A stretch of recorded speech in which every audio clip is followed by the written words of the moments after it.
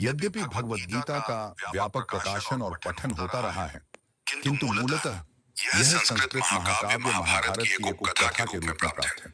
महाभारत में वर्तमान कलयुग तक की घटनाओं का विवरण मिलता है।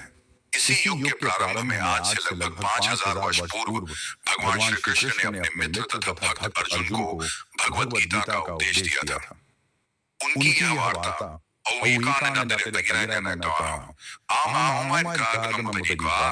जो मानव इतिहास की सबसे महान दार्शनिक तथा धार्मिक वार्ताओं में से एक है, उस महायुद्ध के शुभारंभ के पूर्व हुई, जो धृतराष्ट्र के 100 पुत्रों तथा उनके चचेरे भाई पांडवों या पांडुपुत्रों के मध्य होने वाला घातक संघर्ष था।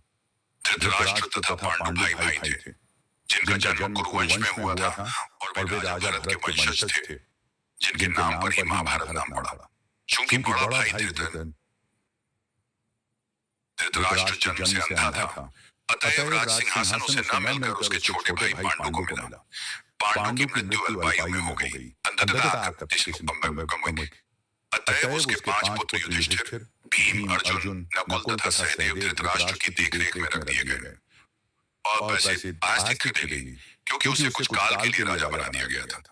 इस तरह धृतराष्ट्र तथा पांडु के पुत्र एक ही राजमहल में बड़े हुए।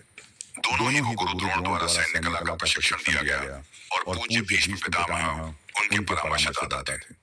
तथापि धृतराष्ट्र के पुत्र, विशेषतः सबसे बड़ा पुत्र दुर्योधन, पांडवों से घृणा और ईर्ष्या करता था। अंधा तथा दुर्बल हृदय धृतराष्ट्र पांडु पुत्रों के स्थान पर अपने पुत्रों को राज्य का उत्तराधिकारी बनाना चाहता था। इस तरह धृतराष्ट्र की सहमति से दुर्योधन ने पांडु के युवा पुत्रों की हत्या करने का षड्यंत्र रचा। पांचों पांडव अपने चाचा विदुर तथा अपने ममेरे भाई भगवान कृष्ण के संरक्षण में रहने के कारण अनेक प्राणघातक आक्रमणों के बाद भी अपने प्राणों को सुरक्षित रख पाए। भगवान कृष्ण कोई सामान्य व्यक्ति नहीं, अपितु साक्षात परमेश्वर हैं, जिन्होंने इस धराधाम में अवतार लिया था और अब एक समकालीन राजकुमार की भूमिका निभा रहे थे। वे पांडु की पत्नी कुंती तथा पांडवों की माता के भतीजे थे। इस तरह संबंधी के रूप में तथा धर्म के शाश्वत पालक होने के कारण वे धर्मपरायण पांडुपुत्रों का पक्ष लेते रहे और उनकी रक्षा करते रहे। किंतु अंततः चतुर दुर्योधन ने पांडवों को द्यूत क्रीड़ा के लिए ललकारा। उस निर्णायक स्पर्धा में दुर्योधन तथा उसके भाइयों ने पांडवों की सती पत्नी द्रौपदी पर अधिकार प्राप्त कर लिया और फिर उसे राजाओं तथा राजकुमारों की सभा के मध्य निर्वस्त्र करने का प्रयास किया। कृष्ण के दिव्य हस्तक्षेप से उसकी रक्षा हो सकी। उस द्यूत क्रीड़ा में छल के प्रयोग के कारण पांडवों की हार हुई तथा उन्हें अपने राज्य से वंचित होना पड़ा और 13 वर्ष तक वनवास के लिए जाना भी।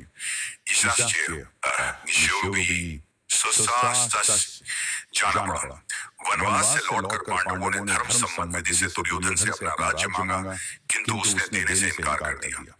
क्षत्रियों के शास्त्रोनुमोदित कर्तव्य को पूर्ण करने के लिए पांचों पांडवों ने अंत में अपना पूरा राज्य न मांगकर केवल 5 गांवों की मांग रखी। किंतु दुर्योधन सुई की नोक पर भी भूमि देने के लिए सहमत नहीं हुआ। अभी तक तो पांडव सहनशील बने रहे, लेकिन अब उनके लिए युद्ध करना अवश्यंभावी हो गया। विश्वभर के राजकुमारों में से कुछ धृतराष्ट्र के पुत्रों के पक्ष में थे, तो कुछ पांडवों के पक्ष में। उस समय कृष्ण स्वयं पांडुपुत्रों के संदेशवाहक बनकर शांति का संदेश लेकर धृतराष्ट्र की राजसभा में गए। जब उनकी याचना स्वीकृत हो गई तो युद्ध निश्चित था। अत्यंत सच्चरित्र पांचों पांडवों ने कृष्ण को पूर्ण पुरुषोत्तम भगवान के रूप में पहचान लिया था।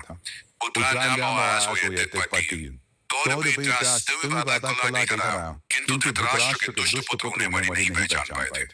फिर भी कृष्ण ने विपक्षियों की इच्छा अनुसार ही युद्ध में सम्मिलित होने का प्रस्ताव रखा। ईश्वर के रूप में वे युद्ध नहीं करना चाहते थे,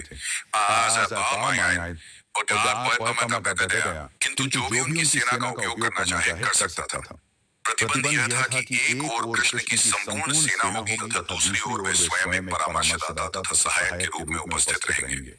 राजनीति में कुशल दुर्योधन ने आतुरता से कृष्ण की सेना झपट ली, जबकि पांडवों ने कृष्ण को उतनी ही आतुरता से ग्रहण किया। इस प्रकार कृष्ण अर्जुन के सारथी बने और उन्होंने उस सुप्रसिद्ध धनुर्धर का रथ हाँकना स्वीकार किया। इस तरह हम उस बिंदु तक पहुंच जाते हैं जहां से भगवद गीता का शुभारंभ होता है। दोनों ओर की सेनाएं युद्ध के लिए तैयार खड़ी हैं और धृतराष्ट्र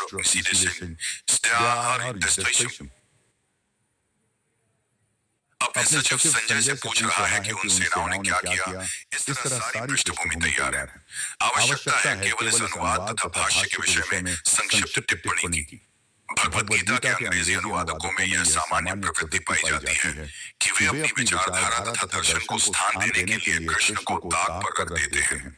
वे महाभारत के इतिहास को असंगत पौराणिक कथा मानते हैं तथा कृष्ण को किसी अज्ञात प्रतिभाशाली व्यक्ति के विचारों को पद्य रूप में प्रस्तुत करने का निमित्त बनाते हैं अथवा श्रेष्ठतम परिस्थितियों में कृष्ण एक गौण ऐतिहासिक पुरुष बना दिए जाते हैं। किंतु साक्षात कृष्ण भगवद गीता के लक्ष्य तथा विषय वस्तु दोनों हैं। जैसे की गीता स्वयं अपने विषय में कहती है। अतः यह अनुवाद तथा इसी के साथ दिए हुआ भाष्य पाठक को कृष्ण की ओर निर्देशित करता है, उनसे दूर नहीं ले जाता। इस दृष्टि से भगवद गीता यथारूप अनुपम है।